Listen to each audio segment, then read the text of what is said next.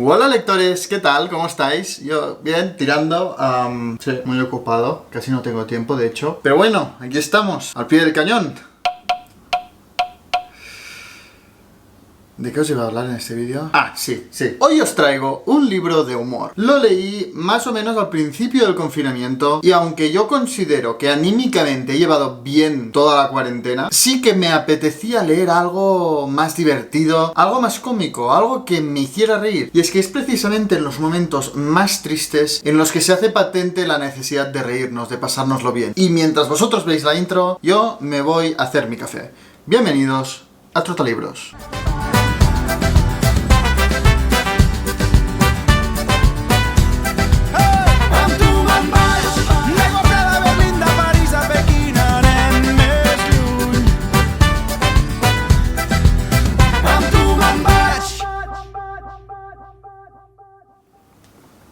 Bien, pues como os he dicho al inicio de este vídeo, el libro que os traigo hoy fue un libro que leí más o menos al principio del confinamiento y no lo hice solo. Y es que con algunas amigas lectoras sentimos la necesidad de leer conjuntamente un libro que nos hiciera reír, que nos hiciera olvidarnos de las cosas que veíamos en las noticias y en las redes. Y fue por esto que con Marisa Lectora, Bego de La Marmota Mecánica, Laura de Desdémona Libros y Mónica Gutiérrez nos pusimos a leer Tres hombres en una barca, por no mencionar al perro, de Jerome K. Jerome. Un libro que ya ha vendido desde que se publicó en 1889 más de 50 millones de ejemplares. 50 millones es el sueño húmedo de todo editor. Es una novela que nunca se ha descatalogado en Reino Unido y que ya se ha convertido en un clásico de la literatura de humor y un clásico directamente de la literatura inglesa. Antes de entrar propiamente en la historia, dejadme comentaros un poco la edición de Blackie. O sea, por favor, contemplad. Es preciosa. A ver, Blackie ya nos tiene acostumbrados a esto, pero a mí esta cubierta tan vintage. ¿Ves? Detalles como este dibujo aquí de los tres hombres en la barca. Un mapa del río. Y además con introducción de Stella Gibbons, que está muy bien. Yo suelo ser bastante contrario a las introducciones, soy más de epílogos, porque hay pocas cosas que me puedan interesar de un libro antes de leerlo. Prefiero que me informen de las circunstancias en las que fue escrita o la historia del libro una vez ya conozca toda la historia. Pero esta introducción es muy buena. En un principio el autor, Jerome K. Jerome, pretendía simplemente escribir una guía amena recorriendo la historia local y la geografía del río Támesis entre Kingston y Oxford, por donde él a menudo iba en barca con sus dos mejores amigos, que eran George Wingrave, que llegó a ser uno de los directores del banco Barclays, y Carl Henschel, que fue fundador de una imprenta en Londres. Tanto le gustaba el río Támesis a Jerome que su luna de miel fue precisamente allí. Pero sin duda, esta novela es la prueba de que cuando un escritor empieza a escribir un libro, nunca sabe dónde lo va a llevar. Y esto yo creo que es una cosa con la que todo escritor se puede sentir identificado. El empezar a escribir una novela con una idea muy fija, pero ves que la historia, los personajes que tú mismo has construido, adquieren vida propia y no quieren cumplir el destino que tú habías preparado para ellos. Como hijos rebeldes que se niegan a seguir el camino de sus padres, quieren elegir su propio camino. Y tarde o temprano, el buen escritor entiende que les debe dejar libertad, se tiene que dejar llevar por lo que le pide la historia. Pues esto mismo, pero de forma radical, fue lo que le pasó a Jerome K. Jerome, que tenía pensado hacer simplemente una guía sobre esa parte del Támesis y acabó escribiendo un clásico de la literatura de humor. Tres hombres en una barca, por no mencionar al perro, narra el viaje de 2 semanas de tres hombres, el narrador llamado J, George Harris y el perro Montmorency, por el río Támesis. En realidad, esta novela no es más que esto, la historia de esta excursión que tres hombres extremadamente hipocondríacos y perezosos deciden hacer tras considerar que están muy estresados por sus muchas obligaciones y que lo que necesitan es unas buenas vacaciones en la naturaleza. ¿Cuál es el problema? Pues que no hay en Inglaterra, ni posiblemente en el mundo entero, unos hombres menos adecuados para una excursión de este tipo. Como ya he dicho, son tres hombres extremadamente perezosos, extremadamente hipocondríacos. O sea, al principio de la novela hay una parte que el narrador dice que cada vez que lee los síntomas de cualquier enfermedad, descubre que él tiene esa enfermedad porque tiene todos los síntomas. E incluso llega a decir que él debe ser un caso muy interesante desde el punto de vista médico, porque tiene todas las enfermedades que se pueden tener. Pero es que estos tres hombres no tienen ningún tipo de experiencia en llevar una embarcación fluvial. Y por si fuera poco, cuando alguno de ellos comete un error, es enseguida aprovechado por los otros para ponerle toda la culpa y tacharlo de incompetente. O sea que constantemente se están echando pullas y todos van diciendo: es que no tenéis ni idea, dejadme a mí, pero aún lo hace peor. Es un desastre. Desastre excursión. Mirad qué parte acabo de encontrar. Pero claro, todo tiene sus inconvenientes, como dijo cierto individuo cuando, tras la muerte de su suegra, le hicieron pagar los gastos del funeral.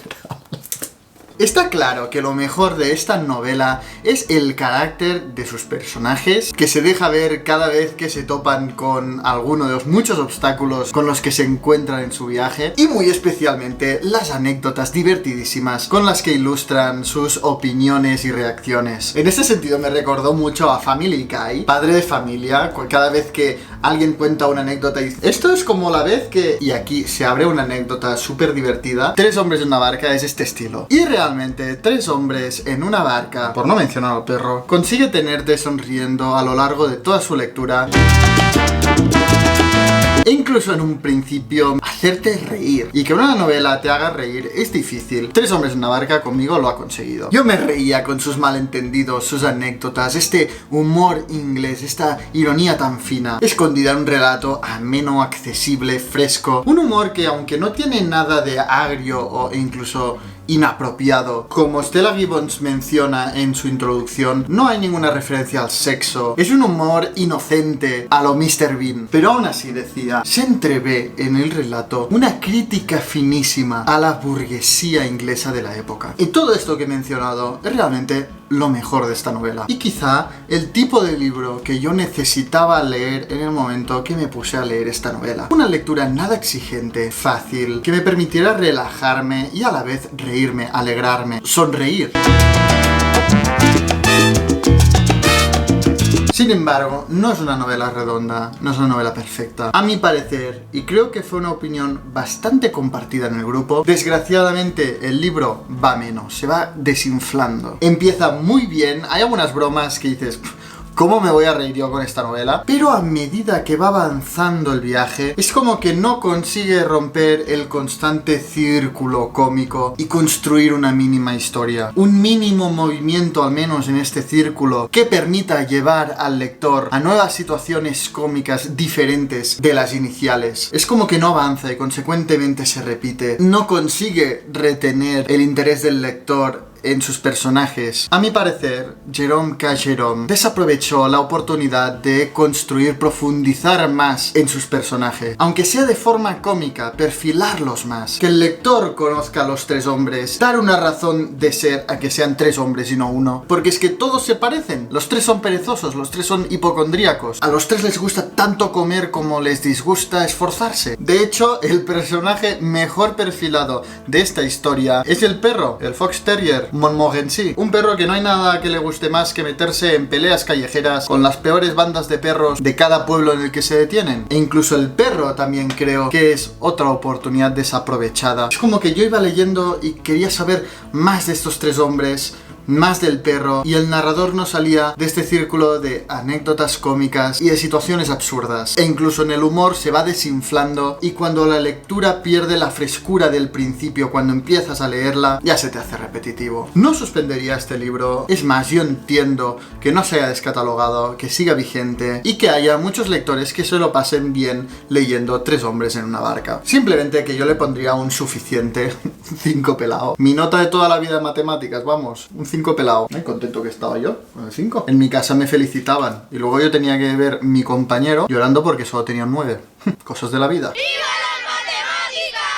Tres hombres en una barca es un clásico del humor. Tiene más de 50 millones de ejemplares vendidos en su haber. Es una de las 3 novelas más divertidas de todos los tiempos, según Esquire, y una de las 100 mejores novelas de todos los tiempos, según The Guardian. Lo único que os puedo decir es que cuidado con las expectativas que pueden dar estos titulares, porque yo, aun disfrutando esta lectura, no me he encontrado con una novela redonda. He encontrado más oportunidades desaprovechadas que aprovechadas, y lo único que os puedo decir de primera mano es que os lo lo pasaréis bien leyendo esta novela. Pero en ningún caso os puedo decir que sea inolvidable. Y esto es todo. Dale al like si te ha gustado esta reseña. Dejadme en los comentarios si habéis leído literatura de humor o os apetecía leer literatura de humor durante este confinamiento. Y también dejadme por favor vuestras recomendaciones cómicas, los libros que os hayan hecho reír más. Yo ya os avanzo que sin noticias de Eduardo Mendoza, a mí no me hizo ni pizca de gracia. Ahí lo dejo. Y sobre todo no olvidéis suscribiros en el canal para no perderos ningún vídeo.